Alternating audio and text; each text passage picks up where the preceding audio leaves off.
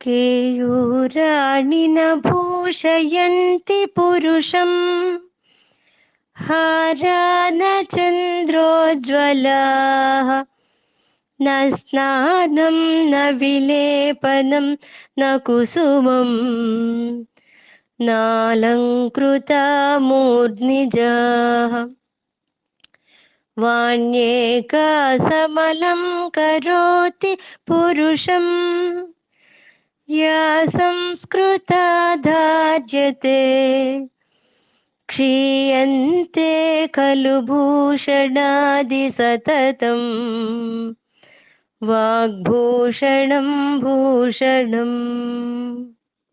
पिताहमस्य जगतो माता धाता पितामहः వేద్యం పవిత్రమోంకార రుక్సామయజురేవ చ. ఈ ప్రపంచానికి సమస్తము పరమాత్మయని, జగత్తుకు తల్లి తండ్రి సంరక్షకుడు ఇంకా అందరూ తెలుసుకోవలసినటువంటి పరమార్థతత్వము ఓంకారము మరియు 4 వేదములు పరమాత్మే అని ఈ శ్లోకంలో తెలియజేస్తున్నాడు. లౌకిక బంధువులతో జీవన సంబంధము తాత్కాలికము. ఈ స్థూల దేహం ఉన్నంత వరకే వాళ్ళతో సంబంధం ఉంటుంది. ఎప్పుడైతే దేహం పడిపోతుందో అప్పుడు వాళ్ళతో సంబంధం పోతుంది.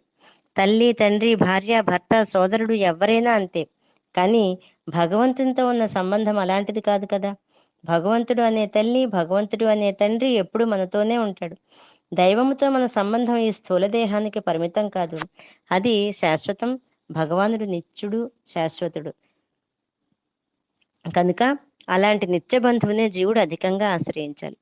ఎప్పుడైతే ఎవరైతే పరమాత్మే తల్లి తండ్రి సంరక్షకుడుగా కలిగి ఉంటారో వాళ్ళు ఎటువంటి భయము లేని వారే ఆనందంతో జీవితాన్ని గడుపుతారు.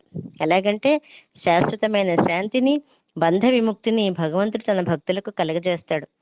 అలాంటి శాశ్వతమైన లోకంలోనే ఏకైక బంధువుని ఆశ్రయించినట్లయితే తన శరణు కోరిన వారికి అతడు కైవల్యాన్ని మోక్షాన్ని తప్పకుండా ప్రసాదించి మహా ఉపకారం కలుగజేస్తాడు. కనుక మాతృభక్తి పితృభక్తులతో పాటు భగవద్భక్తిని తప్పకుండా అలవాటు చేసుకోవాలి. ఈ శ్లోకంలో వేద్యం అని చెప్పటం వలన ఈ ప్రపంచంలో అనేక వస్తువులు ఉన్నప్పటికీ వాటిని అన్నింటినీ తెలుసుకుంటూ ముఖ్యంగా తెలుసుకోవలసినటువంటి వస్తువు పరమాత్మే అని తెలుస్తుంది. దీన్ని తెలుసుకుంటే జీవునకు అత్యంత ఆనందము శాంతి జన్మరాహిత్యము కలుగుతాయి. అదే పరమాత్మ. అన్నీ తెలుసుకుని ఆ పరమాత్మను తెలుసుకోకపోతే మనిషి ఏమీ తెలుసుకొని వాడే అవుతాడు. ఆ పరమాత్మ గురించి తెలుసుకుంటే కనిపించే వస్తువుల గురించి తెలుసుకోకపోయినా సమస్తము తెలుసుకున్న వాడే అవుతాడు. ఇంకా ఈ శ్లోకంలో ఓంకారం గురించి చెప్పబడింది. ఓంకారము లేదా ప్రణవం కూడా భగవంతుని నామమే అవటం వలన దాన్ని ఉచ్చరించి దాని అర్థాన్ని తెలుసుకున్నట్లయితే అద్భుత ఫలితాలు వస్తాయి.